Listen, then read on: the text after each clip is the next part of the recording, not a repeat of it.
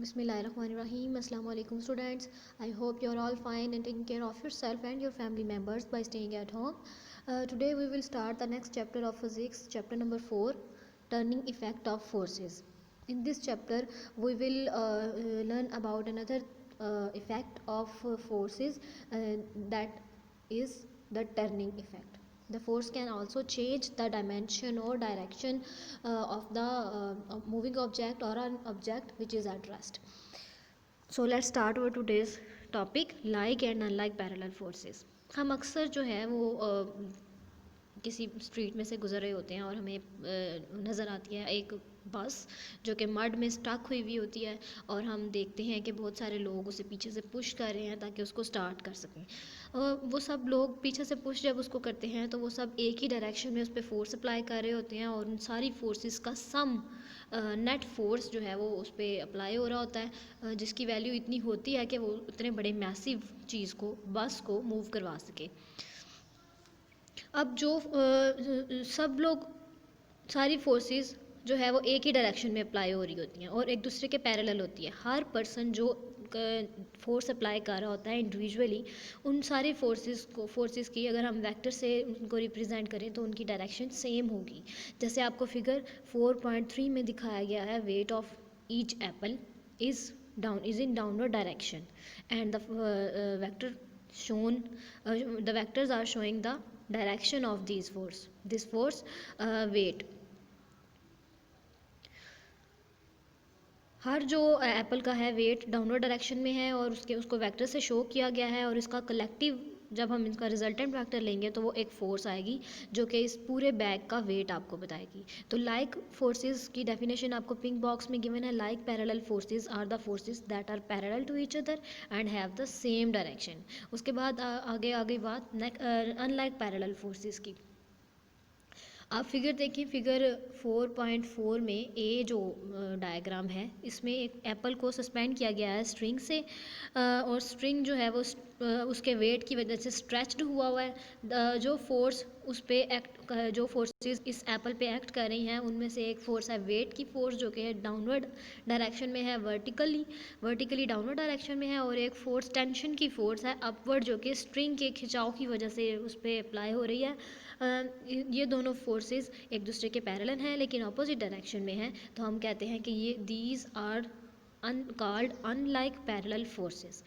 उसके बाद आपको एक नीचे एक फिगर बी में दिखाई गई है दो फोर्सेस F1 और F2 जो कि जो है अनलाइक पैरेलल फोर्सेस हैं, क्योंकि वो दोनों एक दूसरे के पैरेलल हैं बट अपोजिट डायरेक्शन में हैं. यानी कि दोनों वर्टिकल हैं, परपेंडिकुलर वर्टिकल हैं, लेकिन उनकी डायरेक्शन जो है वो अपोजिट है, इसलिए हम कहेंगे कि ये अनलाइक पैरेलल फोर्सेस हैं. आगे आपको अनलाइक पैरेलल फोर्सेस की डेफिनेशन गिवन है. Unlike parallel forces are the forces that are parallel but have direction opposite to each other. तो आप से अगर डेफिनेशन पूछ जाती है लाइक और अनलाइक की, तो आप पिंक बॉक्सेस में जो डेफिनेशन गिवन है वो लिखेंगे. उसके साथ 4.3 की figure like parallel forces Apple की एग्जाम्पल लाइक पैरेलल फोर्सेस के लिए, और नीचे तो दो एग्जाम्पल्स आपको, दो फिगर्स गिवन है, ये अनलाइक पैरेलल फोर्सेस की एग्जाम्पल्स हैं. नेक्स्ट देखते हैं एडिशन ऑफ फोर्सेस.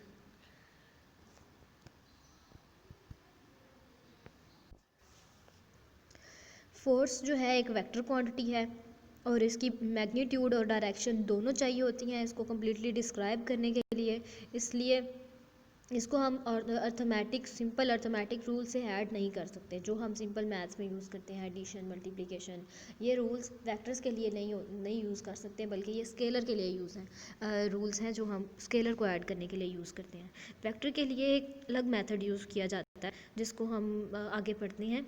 जब इन फोर्सेस को जो कि वेक्टर क्वांटिटी ऐड किया जाता है तो हम एक रिजल्टेंट फोर्स लेते हैं. अब रिजल्टेंट फोर्स की आपको डेफिनेशन गिवन है. Resultant force is a single force that has the same effect as the combined effect of all the forces to be added. Resultant force वो फोर्स होती है जो कि उन सारी फोर्सेस जो भी किसी चीज़ पे किसी बॉडी पे अप्लाई हो रही हूँ उनके कंबाइंड इफेक्ट से हमारे पास आती है. एक मेथड जो फोर्सेस को ऐड करने के लिए यूज़ किया जाता है वो ग्राफिकल मेथड है. इस मेथड में हम हेड टू टेल रूल को यूज़ करते हुए जो है फोर्सेस को ऐड करते हैं. साइड पे आपको फिगर गिवन है 4.5. Adding vectors by head to tail rule. यहाँ पे आपको दो वेक्टर्स ऊपर गिवन है, वेक्टर ए हॉरिजॉन्टल और एक वेक्टर बी गिवन है। आपने इन दोनों वेक्टर्स को ऐड करना है, तो वेक्टर ए के हेड से वेक्टर बी टेल को कंसाइड कर दिया, और उसके बाद फर्स्ट वेक्टर जो कि वेक्टर ए है उसकी टेल से लास्ट वेक्टर जो कि वेक्टर बी है, सेकेंड वेक्टर बी के हेड से उसको कंसाइड कर दिया, तो हमारे पास एक रिजल्टेंट वेक्टर आ गया आर, जो कि आपको रेड वेक्टर से शो किया जा रहा है, इसको रिजल्टेंट वेक्टर कहते हैं। तो ये रिजल्टेंट वेक्टर हमें इन दोनों के कंबाइन इफेक्ट के बारे में बताएगा, यानी कि उसको ऐड करने पे हमें ये मिलेगा। तो हेड टू टेल रूल इस तरह से वेक्टर्स को ऐड करने के लिए यूज़ किया जाता है। It should be noted, side box में आपको गिवन है, that head to tail rule can be use to add any number of forces. हम बहुत सारे नंबर ऑफ फोर्सेस को इस हेड टू टेल रूल से ऐड कर सकते हैं। आप इसके लिए नीचे फिगर देख लें 4.6, adding forces by head to tail rule. यहाँ पे आपको 3 फोर्सेस गिवन है, और फर्स्ट वेक्टर के हेड पे सेकंड वेक्टर की टेल, फिर सेकंड वेक्टर के हेड पे थर्ड वेक्टर की टेल कंसाइड की गई है, और उसके बाद फर्स्ट वेक्टर की टेल से लास्ट वेक्टर के हेड को कंसाइड करके हमें एक रिजल्टेंट मिल गया। इस तरह से हम बहुत सारे वेक्टर्स को ऐड कर सकते हैं। उसके बाद देखिए रेजोल्यूशन ऑफ फोर्सेस।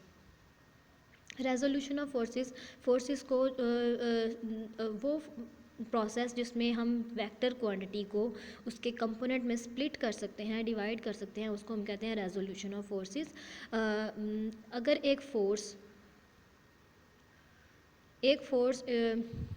दो म्यूचुअली परपेंडिकुलर कंपोनेंट से मिलकर बनी होती है, तो फिर हम ऐसे कंपोनेंट्स को कहते हैं परपेंडिकुलर कंपोनेंट्स। यहाँ पे आपको फर्स्ट पैराग्राफ में परपेंडिकुलर कंपोनेंट्स की डेफिनेशन गिवन है, इसको मार्क कर लें।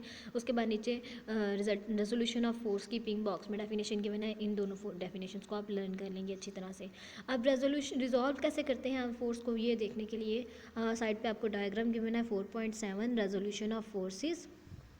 यहाँ पे पिंक वेक्टर से आपको एक फोर्स गिवन है जो कि एक्स और वाई कोऑर्डिनेट्स में इसको रखा गया है, और ओरिजिन पे इसकी टेल है, और उसके बाद इसके परपेंडिकुलर ड्रॉ कर लिया है ए बी वाई एक्सिस के पैरेलल, और एफ एक्स एक हॉरिजॉन्टल वेक्टर ड्रॉ कर लिया है जो कि एक्स एक्सिस के पैरेलल है। तो ये जो दो वेक्टर्स हैं, ये परपेंडिकुलर कंपोनेंट्स हैं जो कि एक दूसरे के साथ 90 डिग्री का एंगल बना रहे हैं, इसलिए इनको परपेंडिकुलर कंपोनेंट्स कहा जाता है। उसके बाद हमने ये फोर्स कंसीडर की, उसके बाद हमने ये वेक्टर्स ड्रॉ करने के बाद जो है हेड टू टेल रूल से हमने इक्वेशन 4.1 लिखी, जो एफ वेक्टर है O A is equal to O B length plus B A length. इन दोनों वेक्टर्स को ऐड करने पे, दोनों परपेंडिकुलर कंपोनेंट्स के ऐड करने पे हमारे पास रिजल्टेंट एफ फोर्स आएगी। तो हमने ये 4.1 figure head to tail rule से लिख लिया। उसके बाद क्योंकि ये जो line O A O B और बी ए है, इनको हमने डिनोट कर दिया है फोर्स एफ एक्स और एफ वाई से, तो हम इनकी वैल्यूज पुट करके 4.2 फिगर इक्वेशन जो है वो हमने मॉडिफाई कर ली। उसके बाद हमें एफ एक्स कंपोनेंट और वाई कंपोनेंट के मैग्नीट्यूड फाइंड करने हैं, तो हम वो ट्रिग्नोमेट्रिक रेशियोज़ को यूज़ करते हुए फाइंड करेंगे। हमने ट्रिग्नोमेट्रिक रेशियो ले ली कॉस थीटा में हमें पता है कि कॉस थीटा इक्वल होता है बेस ओवर हाइपोटेन्यूज की। तो हम बेस ओवर हाइपोटेन्यूज के इक्वल होता है, तो बेस यहाँ पे आपको क्या गिवन है ओ बी, और हाइपोटेन्यूज गिवन है ओ ए। तो आपने इसको लिख लिया ओ बी ओवर ओ ए, उसके बाद उनकी वैल्यूज़ एफ एक्स और एफ पुट कर दी, तो उसके बाद आपके पास ये इक्वेशन आ गई। हम डिनोमिनेटर में जो फोर्स एफ गिवन है उसको कॉस के साथ इसके डिनोमिनेटर से दूसरी तरफ ले जाएंगे, कॉस से मल्टीप्लाई कर देंगे, तो हमारे पास इक्वेशन 4.3 आ जाएगी, F X is equal to F cos theta. इसी तरह हम एक और दूसरी ट्रिग्नोमेट्रिक रेशियो साइन थीटा को यूज़ करते हुए एफ वाई के बारे में भी बता सकते हैं कि साइन थीटा हमें पता है परपेंडिकुलर ओवर हाइपोटेन्यूज के इक्वल होता है, तो हम यहाँ पर इसकी वैल्यूज़ पुट कर लेंगे बी ए ओवर ओ बी, और फिर उनकी वैल्यूज़ पुट करके एफ वाई की मैग्नीट्यूड आ गई हमारे पास। नेक्स्ट देखते हैं determination of force from its perpendicular components. पहले हमें फोर्स गिवन थी, उसको हमने रिजॉल्व करना था उसके परपेंडिकुलर कंपोनेंट्स में। अब हमें परपेंडिकुलर कंपोनेंट से उसकी फ़ोर्स के बारे में बताना है, एक रिजल्टेंट फोर्स के बारे में बताना है। तो इसके लिए हम कंसीडर करते हैं दो परपेंडिकुलर कंपोनेंट्स एफ एक्स और एफ वाई जिनकी लेंथ्स ओ पी और पी आर रिस्पेक्टिवली गिवन है। उसके बाद हमें हेड टू टेल रूल को यूज़ करते हुए इन दोनों फोर्स कंपोनेंट्स को ऐड करें तो हमारे पास एक रिजल्टेंट कंपोनेंट आता है ओ आर, जिसको हम एफ से डिनोट कर सकते हैं। फिर हमने यह हेड टू टेल रूल को यूज़ करते हुए O R is equal to O P plus P R equation बना ली। उसके बाद हमने इनकी वैल्यूज़ पुट कर दी तो हमारे पास F is equal to F X plus F Y आ गया। उसके बाद पैथागोरियन थ्योरम अगर आप को याद हो तो हम उस थ्योरम को यहाँ यूज़ कर रहे हैं, O R square is equal to O P square plus P R का स्क्वेयर। इन लेंथ्स की वैल्यूज़ पुट कर दी हैं, फोर्स एफ एक्स और एफ वाई, और उनके स्केयर ले लिए हैं। क्योंकि हमें मैग्नीट्यूड फोर्स की चाहिए, फोर्स की मैग्नीट्यूड चाहिए, तो उसके लिए हमने इसका स्क्वायर रूट ले लिया ताकि फोर्स का ऊपर जो स्क्वायर है वो कैंसिल हो जाए। तो यहाँ पे 4.5 फिगर हमारे पास आ गई, क्योंकि लेफ़्ट साइड पे तो स्क्वायर रूट स्क्वायर से कैंसिल हो गया, लेकिन राइट साइड पे ये कैंसिल इसलिए नहीं हुआ क्योंकि स्क्वायर उन पे सेपरेट है। अगर होल स्क्वायर होता तो स्क्वायर रूट से कैंसिल हो जाता। यहाँ पे सेपरेट एफ एक्स और एफ वाई इन दोनों पर अलग अलग स्क्वायर गिवन है, इसलिए ये कैंसिलेशन नहीं होगी। उसके बाद क्योंकि किसी भी वेक्टर को कम्प्लीटली डिस्क्राइब करने के लिए हमें मैग्नीट्यूड, जो कि हमने अभी फाइंड कर ली फोर्स है 4.5 इक्वेशन में, और डायरेक्शन भी चाहिए। डायरेक्शन के लिए हमें थीटा रिक्वायर्ड है। थीटा फाइंड करने के लिए हम trigonometric ratio tan theta use करेंगे। टैन थीटा जो है वो स्लोप के इक्वल होता है, और स्लोप हमें बताती है कि किसी भी वेक्टर की स्लोप हमें बताती है कि उसका एक्स एक्सिस के साथ एंगल क्या बन रहा है। तो हम tan theta is equal to P R over O P perpendicular over base. तो हम F Y over X F X इसकी वैल्यूज़ पुट कर ली, क्योंकि हमें थीटा चाहिए तो टैन को हम दूसरी तरफ ले जाएंगे, tan inverse of F Y over F X हो गया हमारे पास। नेक्स्ट देखते हैं टॉर्क और मोमेंट ऑफ फोर्स। टॉर्क और मोमेंट ऑफ फोर्स ये दोनों एक ही चीज़ हैं। हमने पहले देखा कि फोर्स जो है वो किसी भी चीज़ को पुल या पुश कर सकती है, लेकिन उसमें एक टर्निंग इफेक्ट भी किसी ऑब्जेक्ट में जो है वो प्रोड्यूस कर सकती है, जिसको हम टॉर्क कहते हैं। जब हम किसी भी डोर को खोलते हैं या बंद करते हैं, पुश करते हैं या पुल करते हैं, तो हम उस पर फोर्स अप्लाई करते हैं, और फोर्स अप्लाई करने पे इस पुश या पुल की वजह से डोर अपने हिंग के अबाउट, अपनी कब्ज़े के अबाउट, जो पीछे हिंग लगे हुए होते हैं उसके हिंग के अबाउट या एक्सिस ऑफ रोटेशन उसके अबाउट वो रोटेट करता है। तो इस तरह से डोर खुल जाता है या बंद हो जाता है। इस टर्निंग इफेक्ट को हम कहेंगे टॉर्क प्रोड्यूस होता है डोर में। तो उसके बाद आपको रिजिड बॉडी की डेफिनेशन गिवन है। अगर एक बॉडी जो है वो नंबर ऑफ़ पार्टिकल से मिलके बनी हुई होती है, नंबर ऑफ़ स्मॉल पार्टिकल से मिलके बनी हुई होती है, और अगर उनके दरमियान डिस्टेंस जो है चेंज ना हो, अगर हम उस पर अप्लाई करें कोई फोर्स, तो हम कहेंगे कि ये एक रिजिड बॉडी है। जैसे कि कोई भी सॉलिड चीज़, जब भी किसी सॉलिड चीज़ पे हम प्रेशर अप्लाई करते हैं, फोर्स अप्लाई करते हैं, तो उसके पार्टिकल्स के दरमियान कोई चेंज नहीं आता, उसकी शेप नहीं बदलती, वो एक्सपैंड नहीं करती। जैसे कि डोर वुड जो है वो मेड ऑफ वुड होता है, जब हम उसको पे फोर्स अप्लाई करते हैं तो वो शेप चेंज नहीं करता। एक ख़ास हद तक अगर फोर्स अप्लाई करते हैं तो वो शेप चेंज नहीं करता, उसे हम रिजिड बॉडी कहेंगे। या रिजिड बॉडी एक ऐसी चीज़ को कहते हैं जो डिफॉर्म ना करे जब हम उस पर फोर्स अप्लाई करें, उसकी फॉर्मेशन में कोई चेंज ना आए। नेक्स्ट देखें एक्सिस ऑफ रोटेशन। सपोज़ कि हमारे पास एक रिजिड बॉडी है जो कि एक लाइन के अबाउट रोटेट कर रही है, और उस बॉडी के जो पार्टिकल्स हैं एक सर्कल में मूव कर रहे हैं अपने एक सेंटर के अबाउट, ठीक। The particles of body move in circle with their centres all laying on this line. The line is called the axis of rotation. जैसे कि किसी डोर का हिंग या डोर के हिंग जिस लाइन पे कनेक्टेड होते हैं, कनेक्ट होते हैं, उस लाइन को हम कहेंगे कि ये एक्सिस ऑफ रोटेशन है। इस लाइन के अबाउट जो है वो रोटेट। फोर्स का टर्निंग इफेक्ट प्रोड्यूस करना एक कॉमन चीज़ है। जैसे कि आप पेंसिल को शार्पनर में शार्प करने के लिए रोटेट करवाते हैं, जैसे turning stop cock of water tap, turning door knob और so on are the some of the example where the force produces turning effect. क्यों एक हैंडल जो है किसी भी डोर का, उसको डोर के एज के करीब रखा जाता है? जब भी हम डोर को ओपन करते हैं या क्लोज़ करते हैं तो वो इजीली थोड़ी सी फोर्स अप्लाई करने पे ही जो है वो खुल जाता है या बंद हो जाता है। इसी तरह इस लोकेशन की वजह से हमें किसी भी चीज़ पे फ़ोर्स कम अप्लाई करनी पड़ती है।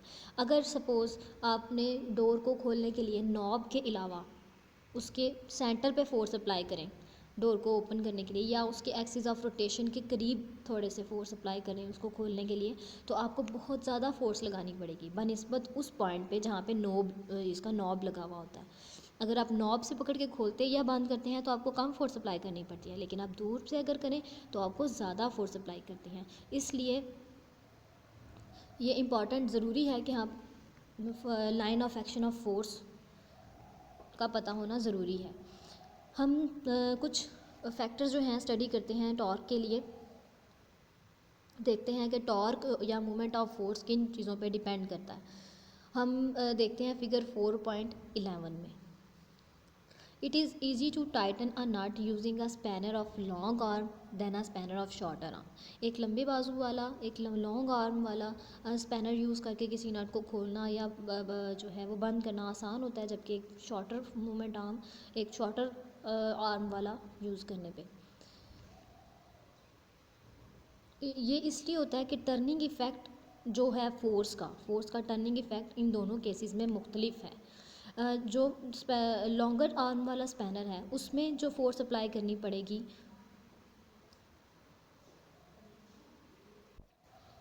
वो अमाउंट में कम है, जबकि जिस पे जो शॉर्टर मूवमेंट आर्म वाला स्पैनर है उस पर हमें ज़्यादा फोर्स अप्लाई करनी पड़ेगी, क्योंकि टर्निंग इफ़ेक्ट लॉन्गर आर्म वाले में ग्रेटर है और शॉर्टर आर्म वाले में टर्निंग इफ़ेक्ट बहुत कम होगा फोर्स अप्लाई करने पर। इसी तरह line of action of force जो है उसकी डेफिनेशन आपको नेक्स्ट में गिवन है। The line along which a force acts is called the line of action of force। और फिगर 4.12 में लाइन बी सी से आपको line of action of force given है। लाइन ए आपको बता रहा है एक्सिस ऑफ रोटेशन के बारे में, और मूवमेंट आर्म जो है वो एक्सिस ऑफ रोटेशन और line of action of force के दरमियान का डिस्टेंस है, परपेंडिकुलर डिस्टेंस, दरमियान के डिस्टेंस को कहते हैं। तो आपको यहाँ पे मूवमेंट आर्म की डेफिनेशन गिवन है। Next, the perpendicular distance between axis of rotation and the line of action of force is called movement arm of force. It is represented by the distance L. अब L से ये represent किया गया। आप इसको simple समझ सकते हैं डोर की ही एग्जांपल से, जहाँ पे हिंग कनेक्टेड होते हैं वो एक्सिस ऑफ रोटेशन है, और जहाँ नॉब लगा हुआ होता है वहाँ पे अगर एक परपेंडिकुलर आप ड्रॉ करें तो वो एक्सिस ऑफ जो है line of action of force है, क्योंकि नॉब पे हम फोर्स अप्लाई करते हैं। तो लाइन जहाँ पे नॉब है वो line of action of force है, और नॉब और हिंग के दरमियान का जो डिस्टेंस है वो हमें मूवमेंट आर्म के बारे में बताएगा। द टॉर्क और movement arm of force depend upon the force F and the movement arm L. इन दोनों चीज़ों पे डिपेंड करता है। ये एमसीक्यू के लिए इंपॉर्टेंट है, इसको लिख लें। The greater is the force greater is the movement of force. ये भी एमसीक्यू में पूछा जा सकता है कि फोर्स और मूवमेंट ऑफ फोर्स इन दोनों के दरमियान क्या रिलेशन है। ये डायरेक्टली रिलेटेड है, एक ज़्यादा होगा दूसरा भी ज़्यादा होगा। Similarly the longer is the movement arm greater the movement of force. तो ये मूवमेंट आर्म पे भी डिपेंड करता है। Thus the movement of force और टॉर्क या टर्निंग इफेक्ट ऑफ फोर्स को हम नीचे फार्मूला 4.7 में आपको गिवन है। Torque is equal to F cross L. इस फार्मूला से हम इसको रिप्रेजेंट कर सकते हैं। तो मूवमेंट आर्म की डेफिनेशन, इनमें सारी डेफिनेशंस आपने मार्क कर लेनी है और इसको आपने अच्छी तरह से लर्न कर लेना है। ये फार्मूला है टॉर्क का, और आप इसको इस एग्जांपल ज़रूर, ये जो साइड पे आपको फिगर गिवन है 4.12, ये आप ज़रूर ड्रॉ करेंगे। इन तीनों में से कोई भी डेफिनेशन आती है तो उसको रिप्रेजेंट करने के लिए आप ये फिगर ड्रॉ करेंगे। ओके क्लास, फ़ी अमानिल्लाह, अस्सलाम वालेकुम। लेसन अच्छे से याद कर लेना है और नमाज़ भी पढ़ते रहें ताकि आपका अल्लाह ताला के साथ ताल्लुक़ मज़बूत रहे। ओके क्लास, अल्लाह हाफ़िज़।